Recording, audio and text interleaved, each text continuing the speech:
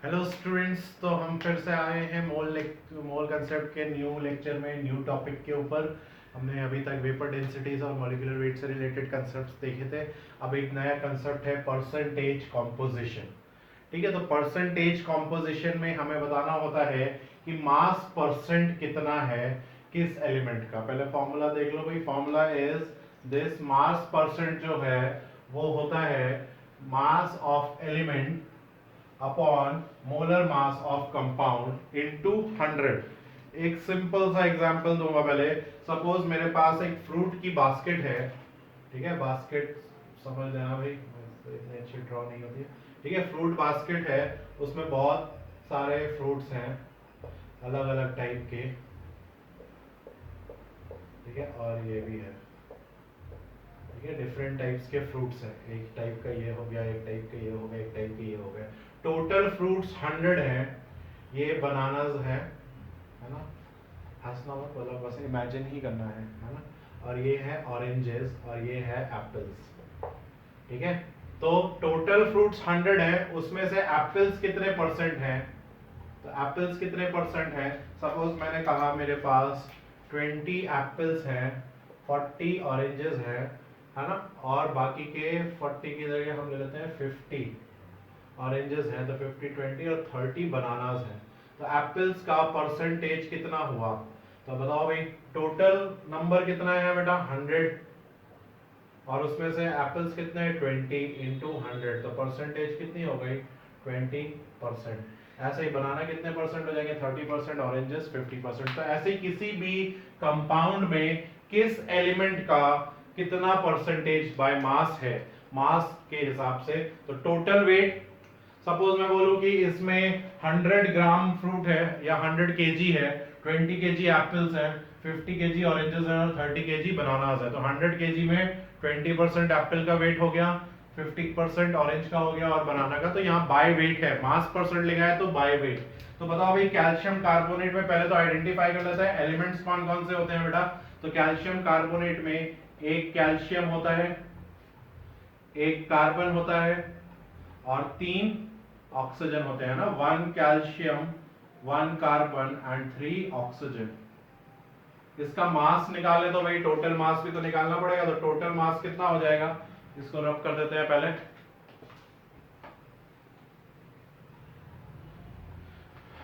Total mass हो जाएगा, देखो भाई, total mass will be, calcium का होता है, एक कैल्शियम एटम का होता है 40 ग्राम्स। ठीक है, कार्बन का होता है 12, ऑक्सीजन एक का होता है 16, हमारे पास 3 है तो 3 इंटू 16, तो 40 एंड 12 कितना हुआ भाई, ये हुआ 60 50 है ना। 40 एंड 10 52, 52 और ये 48 कितना आएगा 100 आएगा। कैल्शियम कार्बोनेट का याद भी रख सकते हो 100 होता है। तो अब मुझे परसेंटेज कैल्शियम निकालना है ना। परसेंटेज ऐसे नहीं लिखेंगे, परसेंटेज बाय मास कैल्शियम का, और mass percent of calcium is equal to mass of element. Mass of element कितना है 40, टोटल मास कितना है 100 इंटू 100। तो कैल्शियम कितना है, कैल्शियम कार्बोनेट में 40% है बेटा।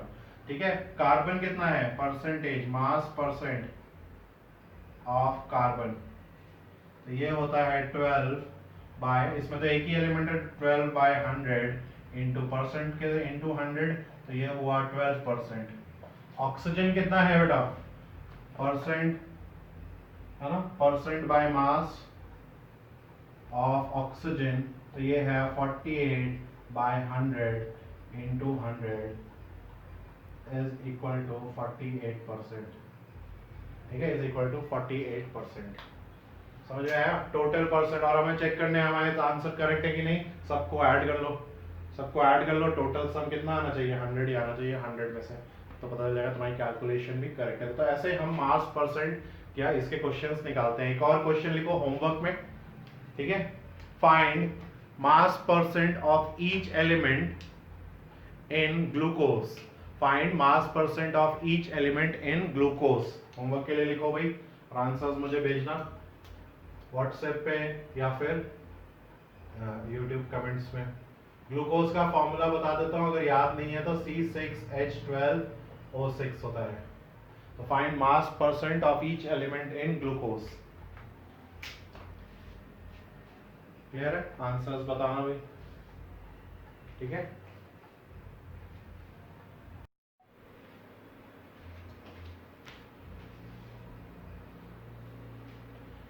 ठीक है बेटा, चलो नेक्स्ट क्वेश्चन देखते हैं इसी से रिलेटेड। ये इस टाइप के क्वेश्चंस नीट में मिलेंगे तुम्हें, अभी तक जो किए वो नहीं, वो उस टाइप के नहीं आएंगे, तो उतने सिंपल क्वेश्चंस नहीं आते बेटा, है ना। तो इस टाइप के आएंगे नीट या जेईई में। क्या कह रहा है, if 3.49% of sulphur is present in insulin then find minimum molecular mass of insulin. कि इंसुलिन करके एक टैबलेट है, चलो insulin is tablet for diabetes, तो उसमें 3.49% सल्फर तो प्रेजेंट ही है कम से कम, ठीक है। 3.49% sulphur is present, then find minimum molecular mass of insulin. तो देखो जो इंसुलिन की टैबलेट है बेटा, उसमें, ठीक है,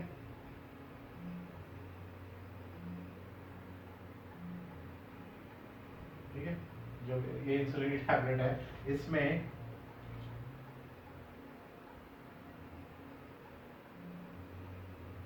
ठीक है, इसमें कम से कम एक सल्फर एटम तो होगा, एक सल्फर एटम तो होगा बेटा, एक सल्फर का एटम, बहुत सारे होंगे, कम से कम एक होगा। उसके हिसाब बेसिस पे हम कम से कम मिनिमम कितना होना चाहिए मॉलिक्यूलर मास। तो देखो यहाँ पे जो गिवन है, ये क्या गिवन है, मैंने तुम्हें परसेंटेज कैल्शियम निकालने के लिए बोला था, तो तुमने क्या किया था, वेट ऑफ कैल्शियम, एक कैल्शियम एटम का weight upon total weight, molecular weight into 100। तो हम क्या कहते हैं, यहाँ पे हमें क्या गिवन है, मास percent of sulphur is given, कितना, 3.49%। तो मास परसेंट ऑफ सल्फर अगर मुझे निकालना है बेटा, मास परसेंट ऑफ सल्फर, तो ये क्या हो जाएगा, mass of one sulphur atom upon molecular weight of insulin, total molecular weight into 100। ठीक है, बताओ भाई गिवन क्या क्या है हमें क्वेश्चन में, ऑलरेडी 3 पॉइंट, ये मास परसेंट, ये चीज गिवन है। एक सल्फर एटम का वेट भी हमें पता होना चाहिए, या पता ही है 32 होता है। मॉलिक्यूलर वेट मिनिमम ये निकालना है, ये पता है, बस इसको चेंज कर दो बेटा और आंसर लिखो मुझे कमेंट्स में, या व्हाट्सएप पे सेंड कर सकते हो तुम अपना होमवर्क अब से जो भी कर रहे हो, या क्लास नोट्स भी सेंड करो मुझे, ठीक है। तो molecular weight is equal to कितना हो जाएगा, मास परसेंट है ना, तो ये हो जाएगा 32 अपॉन 3.49, है ना, इंटू 100। तो परसेंटेज आ जाएगा, इंटू 100 हम नहीं करेंगे, ठीक है, इससे फाइंड करो, सॉरी इंटू 100 तो करेंगे, ये तो है ना। तो इससे, और इसको एक और तरीके से कर सकते हैं बेटा, लॉजिकली कर सकते हैं। तो देखो अगर मैंने सपोज मानो मेरे पास 100 ग्राम इंसुलिन है, 100 ग्राम इंसुलिन है, क्योंकि परसेंट है तो उसमें कम से कम कितना सल्फर होगा, 3.4 ग्राम सल्फर तो हो गई, ठीक है। 100 ग्राम इंसुलिन में 3.4 ग्राम सल्फर होगा, क्यों, क्योंकि परसेंट है ना 3.49%, तो 100 में 3.49 होगा। तो 1 ग्राम सल्फर के लिए कितना इंसुलिन चाहिए होगा, यहाँ पे 1 ग्राम लेने देते हैं, ये इसको नीचे ले आते हैं, तो 100 अपॉन 3.49। तो एक सल्फर एटम मतलब 1 सल्फर एटम मतलब कितना होगा, 32 ग्राम होगा। तो बताओ 32 ग्राम के लिए कम से कम कितना इंसुलिन होना चाहिए, तो 3.49 इंटू 32। आंसर देखना, you will get same answers, ठीक है। तो कोई भी मेथड यूज कर लो, ये लॉजिकल है, ये एज पर फॉर्मूला है, कोई भी मेथड यूज कर लो, answer you will get same. Okay, समझ में आया, ठीक है, ये है। तो नेक्स्ट टॉपिक देखते हैं, empirical formula and molecular formula. Important है बेटा ये भी। तो मॉलिक्यूलर फॉर्मूला क्या होता है, जैसे मैंने तुम्हें अभी ग्लूकोज का मॉलिक्यूलर फॉर्मूला दिया बेटा, तो ग्लूकोज का मॉलिक्यूलर फॉर्मूला C6H12O6 है। तो इसमें एक मॉलिक्यूल ग्लूकोज में, 1 मॉलिक्यूल ऑफ ग्लूकोज तभी बनेगा जब उसमें 6 कार्बन एटम्स होंगे, है ना, 12 हाइड्रोजन एटम्स होंगे और 6 ऑक्सीजन एटम्स होंगे, तभी एक मॉलिक्यूल बनेगा। इसमें से कोई भी एक भी एलिमेंट कम हुआ ना, तो वो मॉलिक्यूलर फॉर्मूला नहीं कहलाएगा। जब तक 6 carbon atoms, 12 hydrogen atoms, 6 oxygen atoms नहीं मिलेंगे एक ही स्ट्रक्चर में, तब तक हम उसको ग्लूकोज का मॉलिक्यूल नहीं कह सकते। तो मॉलिक्यूल मतलब मॉलिक्यूलर फॉर्मूला, मॉलिक्यूल तभी बनेगा जब इतने एलिमेंट्स होंगे।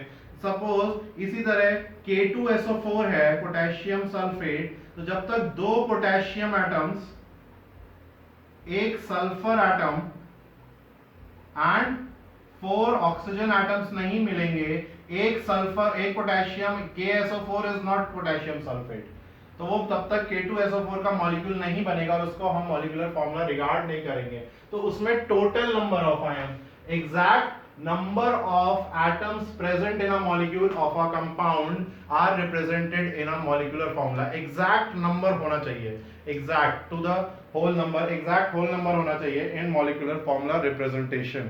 जबकि empirical formula में क्या होता है बेटा, simplest ratio of atoms हम मेंशन करेंगे। ये जो है ये molecular formula है ग्लूकोज का, ठीक है, 6 कार्बन, 12 हाइड्रोजन, 6 ऑक्सीजन, जबकि इसका सिंपलेस्ट रेशियो क्या हो जाएगा, ये मेरे पास मॉलिक्यूलर फॉर्मूला हुआ।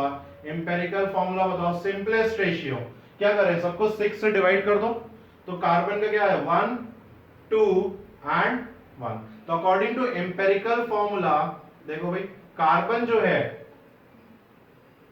कार्बन और हाइड्रोजन का रेशियो, कार्बन और ऑक्सीजन का रेशियो 1:1 होना चाहिए, और कार्बन और हाइड्रोजन का रेशियो 1:2 होना चाहिए, या हाइड्रोजन और ऑक्सीजन का भी रेशियो ऑक्सीजन में 2:1 होना चाहिए।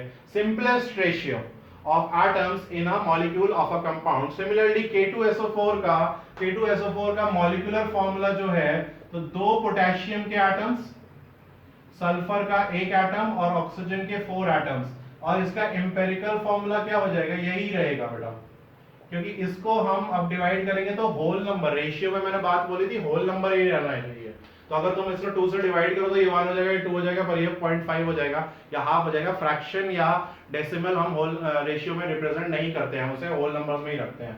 हम अभी और से बहुत सारे एग्जांपल्स देखते हैं जिसके हम एम्पिरिकल फॉर्मूलाज लिखेंगे, ठीक है। तो नेक्स्ट ये नोट कर लो और 2 एग्जांपल्स नोट कर लो और देखते हैं हम लोग।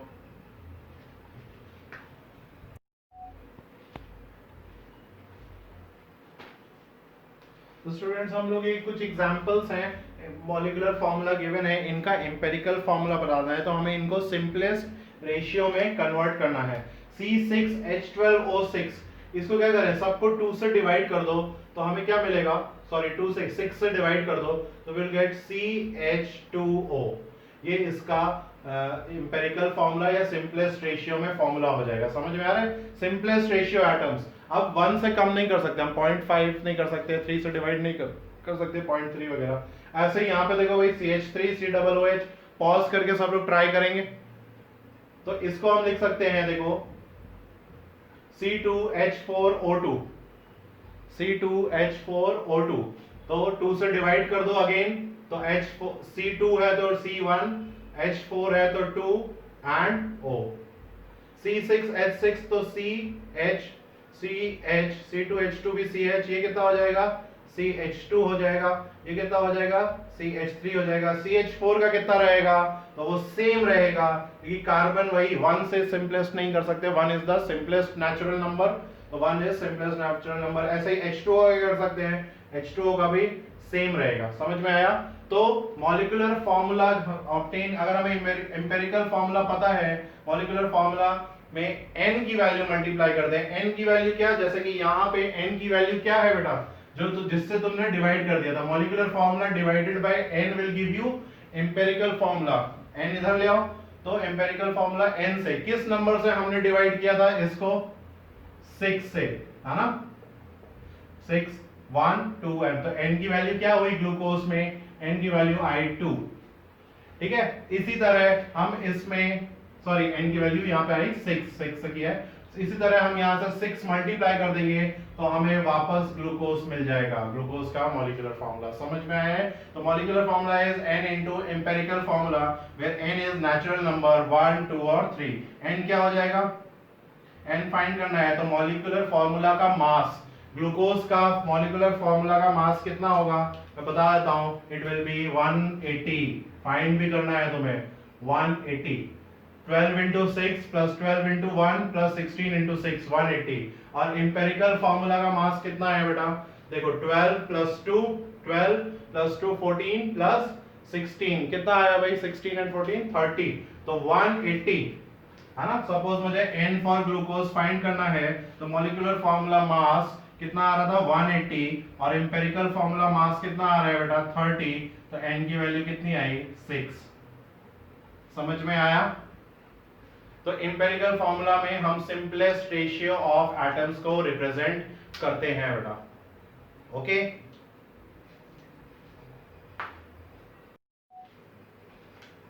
तो बेटा फिर हम लोग क्वेश्चन करेंगे, इससे पहले ये करते हैं सिंपलेस्ट वाला कि क्या करना होता है इंपेरिकल फॉर्मूला। ऐसे करके क्वेश्चंस गिवन होंगे बहुत सारे, जिसमें एलिमेंट्स की परसेंटेज गिवन होगी, कितना परसेंटेज है वो, है ना, कितना परसेंटेज प्रेजेंट है उनका एक मॉलिक्यूल में, तो हमें उनका इंपेरिकल फॉर्मूला या मॉलिक्यूलर फॉर्मूला या n की वैल्यू निकालनी होगी, कुछ भी पूछ सकता है वो। तो देखो पहले मुझे परसेंटेज एटॉमिक मास गिवन है, तो हम मान लेते हैं कि जो भी ये मॉलिक्यूल है कार्बन हाइड्रोजन और नाइट्रोजन, लेट टू हमने कितना ग्राम सैंपल लिया, हमने 100 ग्राम सैंपल ले लिया, उसका 100 ग्राम सैंपल ले लिया बेटा।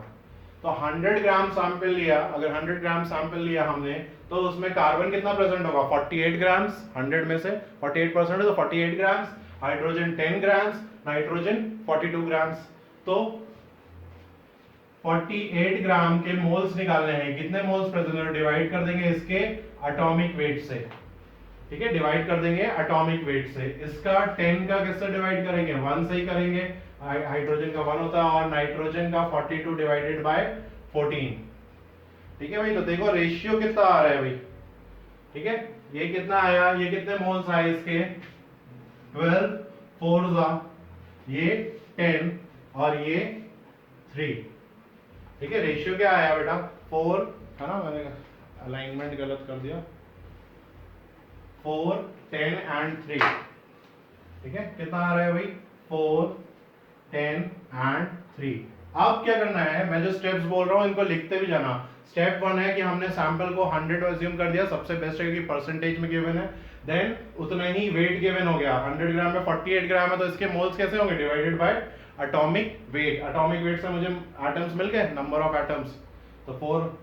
अब इसमें से जो भी स्मॉलेस्ट रेशियो है, जो भी स्मॉलेस्ट नंबर है, उससे सबको डिवाइड कर देंगे। यहाँ पे स्मॉलेस्ट नंबर क्या है बेटा 3, 3 इज योर स्मॉलेस्ट नंबर या स्मॉलेस्ट रेशियो, तो स्मॉलेस्ट नंबर से सबको डिवाइड कर दो।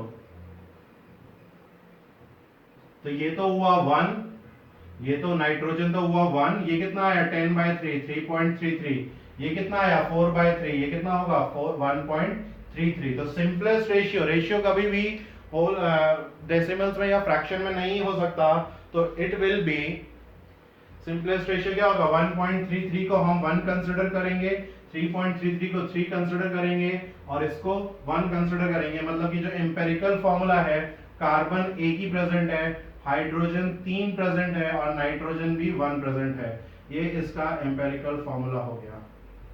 समझ में आए स्टेप्स बेटा।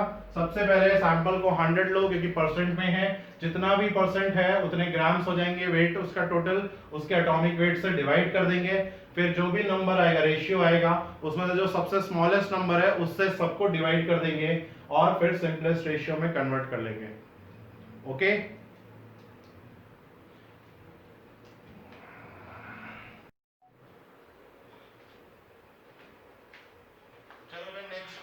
बेटा, इसमें क्या है कि परसेंटेज तो गिवन ही है, साथ में मॉलिक्यूलर वेट भी गिवन है, और कह रहा है find empirical formula and molecular formula भी मैं ऐड कर देता हूं।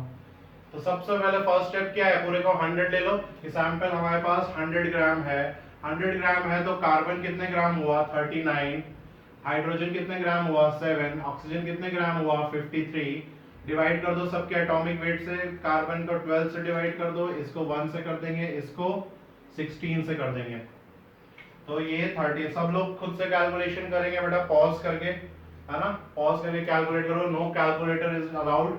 तो 12 आएगा, ये आएगा अप्रोक्सीमेटली 3.25, ये आएगा 7, ये भी आएगा 3.33 समथिंग, है ना। स्मॉलेस्ट कौन सा है इस रेशियो में, 3.25 स्मॉलेस्ट है, तो इससे हम डिवाइड कर देंगे 3.25, 3.25 एंड 3.25। ये अप्रोक्सीमेटली कितना आ जाएगा? देखो ये तो हो गया 1, ये हो गया अप्रोक्सीमेटली 2 आ जाएगा बेटा। 3.57 का हाफ कितना होता है? 3.5। इसको हम ले लेते हैं तो 1.7988 आएगा, तो 2 ही हो गया। ये भी कितना हो गया? देखो 3.33.25 अप्रोक्सीमेटली ये भी 1 आएगा। ठीक है, तो एम्पेरिकल फॉर्मूला क्या हो गया मेरे पास? फाइंड एम्पेरिकल फॉर्मूला तो ये हो गया बेटा CH2O। अब सपोज चलो हमें n भी फाइंड करना है, तो n कैसे फाइंड करते हैं? n फाइंड करने का फॉर्मूला क्या है बेटा? n फाइंड करने का फॉर्मूला है molecular formula is equal to n into empirical formula, या फिर मॉलिक्यूलर वेट गिवन है तो molecular mass n is equal to molecular फॉर्मूले का मास अपॉन एम्पेरिकल फॉर्मूला का मास।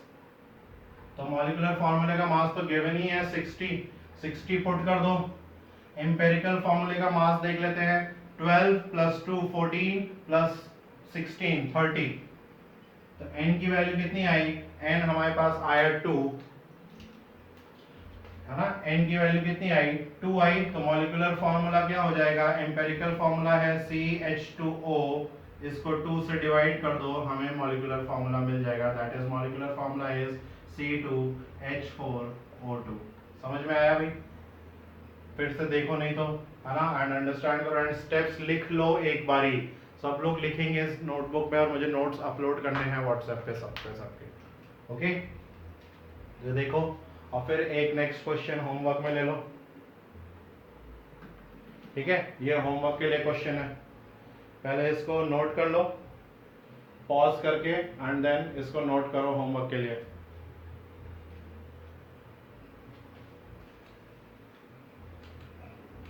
ये होमवर्क के लिए क्वेश्चन है, कल हम इससे स्टार्ट करेंगे, डिस्कस करेंगे, सब लोग मुझे अपलोड करेंगे। एक हाइड्रोकार्बन है, हाइड्रोकार्बन मतलब उसमें कार्बन और हाइड्रोजन होता है। तो मैं ऐसे थोड़ा सा हिंट दे देता हूँ। Find molecular formula, vapour density 42 given है तो मॉलिक्यूलर वेट निकाल सकते हैं। कल हमने डिस्कस किया था मॉलिक्यूलर वेट मतलब मॉलिक्यूलर फॉर्मूले का मास, ये हमें पता है, वेपर डेंसिटी से ही पता चल जाएगा। ठीक है, हाइड्रोकार्बन मतलब कार्बन कितना है? 85.7%। तो 100 में से जो भी बाकी का बचा, ठीक है, जो भी बचा 14.3, वो सब का सब कितना हो जाएगा? हाइड्रोजन। तो अब बताओ भाई, पहले एम्पेरिकल फॉर्मूला निकालो, तो फिर एम्पेरिकल फॉर्मूला का मास निकालो, ठीक है, उससे n निकालो, और फिर मॉलिक्यूलर फॉर्मूला फाइंड कर दो। ठीक है, समझ आया तो ट्राई करेंगे, नहीं तो कल हम इसको डिस्कस करेंगे। Okay, and keep studying everyday. करो बेटा कंप्लीट, एक बार रफ में नोट करो and then fair it out yourself. Okay.